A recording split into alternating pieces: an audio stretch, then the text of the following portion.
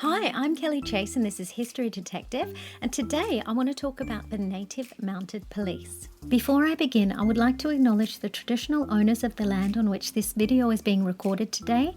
I pay my respects to the elders and knowledge holders past, present and emerging. Aboriginal and Torres Strait Islander viewers are warned that the following video may contain images of deceased persons. Often when we study First Nations Australian history, we start at the stolen generation. However, beginning with that narrative completely ignores the frontier wars and the warriors who fought vehemently against the invaders to their land. It also erases the problematic schemes that the government put into place, like the Native Mounted Police, to systematically eradicate the First Nations people from Queensland. Before colonisation, First Nations people had been living in Australia for more than 65,000 years. A part of this existence was using sustainable farming methods to live off the land. When the pastoralists came, a pastoralist is a kind of cattle or sheep farmer. They brought with them two things that were detrimental to the first Australians: fences that cut them off from the land and resources that they'd been surviving on for millennia, and animals with hooves that were destructive to the natural food resources. Additionally, these animals contaminated their sacred life-giving water sources. Aboriginal Australians have a deep connection to country. They do not own the land owns them. This concept of land ownership was so strange that they initially assumed that foreign invaders would go back to where they came from. But this was not the case, and so the frontier conflicts began.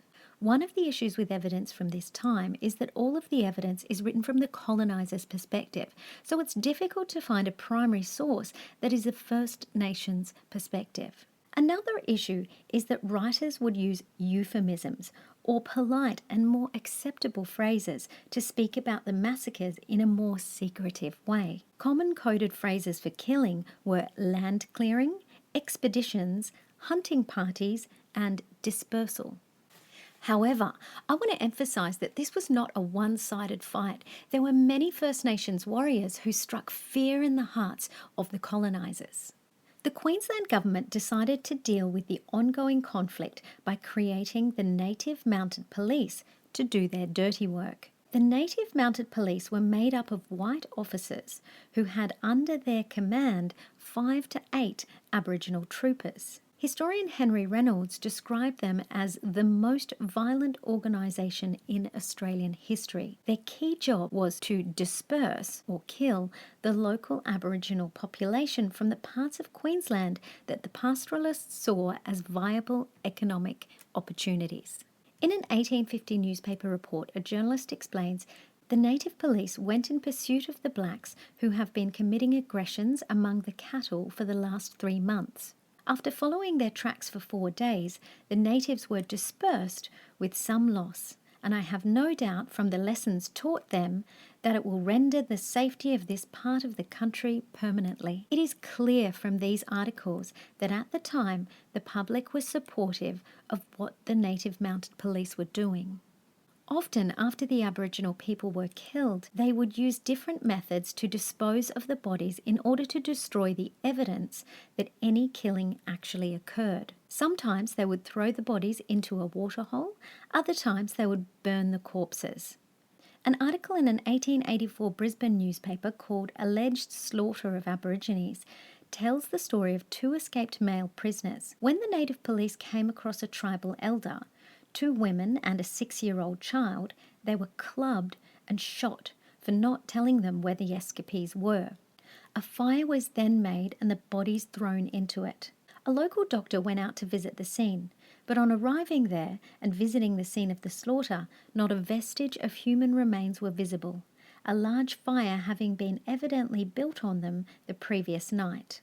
This is one of the reasons that getting concrete numbers of how many First Nations people were killed in the frontier conflicts is so difficult. Additionally, because official records were never made of many of the atrocities and many reports use euphemism, it would be impossible to know for sure just how many people were killed.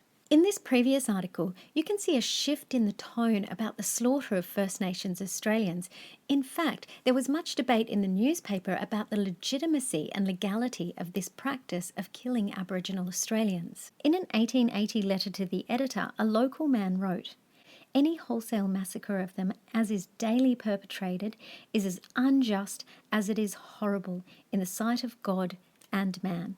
Over the 55-year period from 1849 to 1904 that the Queensland Native Police operated, there were at least 150 police camps. One of the things that the records have shown that the camps have in common is the lack of a jail or a holding cell. This implies that there were no arrests or trials as in a just law system. Instead, they were subject to trial by bullet.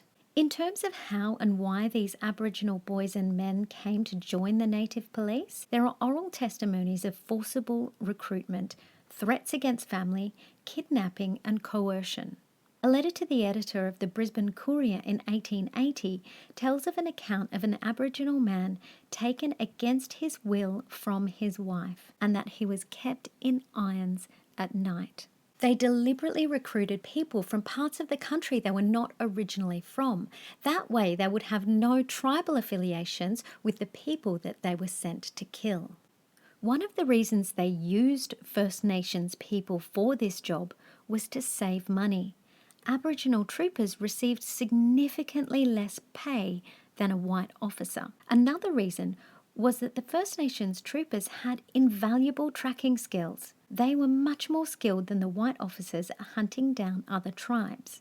In the Secret War, Jonathan Richards corroborates, Indigenous men were able to operate in difficult conditions such as the tropical swamps and impenetrable scrub generally considered impossible for Europeans. There were more than 880 Aboriginal troopers who worked in the Queensland Native Mounted Police, and when you look at a list of their names, there are hundreds of them who literally have the same anglicised name, and very few are referred to by their true name. For example, there were 7 Alberts, 20 Billies, 14 Charlies, 19 Harrys, and innumerable Jacks and Jimmies, and surprisingly, 3 called Bismarck. This practice of renaming makes distinguishing Aboriginal troopers from one another in the historical records an extremely difficult process. It also reveals the cultural assimilation that was occurring at the time. There is so much more to this chapter in Queensland history, and if you would like to do some further research, I suggest visiting the Archaeology on the Frontier blog. I've popped a link in the description. Don't forget to hit subscribe, and if you would like to hear an original song on this topic, you'll find a link to Destroy the Evidence up there. And in the description below, you'll find a link to the History Detective website with a list of references and links to teaching resources. This is Kelly Chase, on the case.